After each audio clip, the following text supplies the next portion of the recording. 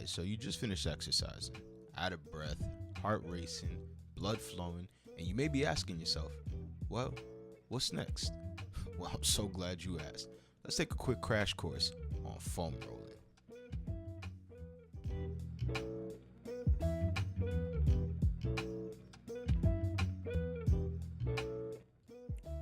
It's important to foam roll the primary muscles that you initially worked out.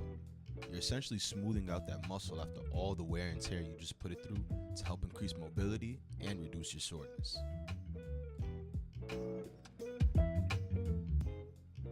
Notice the position of the hands and the feet.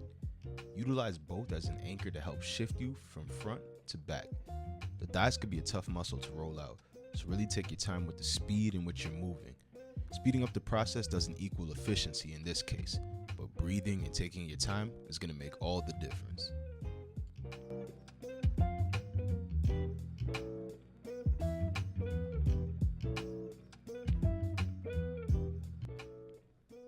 Just like exercise, foam rolling is a game of angling and positioning.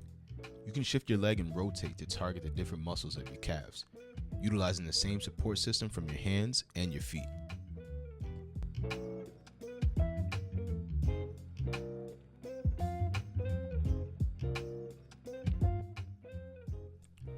Try not to roll right onto your shoulder blades. You really want to target the muscles surrounding your bones. So right below your shoulder blades, targeting your mid and your lower back is going to be ideal. If you turn slightly to the side when you reach your lower back, that may help target those intricate muscles just a little bit more.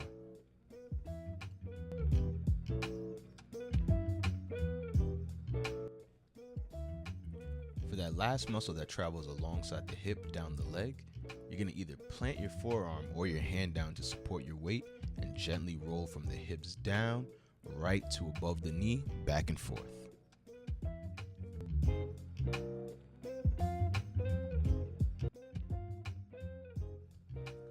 Alright my people, let's recap. So, maintaining steady breathing while you're foam rolling is going to give your body ample time to really work through those sore spots. So, no rush. Really take your time as you're going through this recovery process. The use of your hands and feet are going to be vital in moving your body back and forth and keeping your weight steady as you're going through your foam roller. Find a comfortable roller. Many of them have different feels and touches to satisfy different modes of recovery.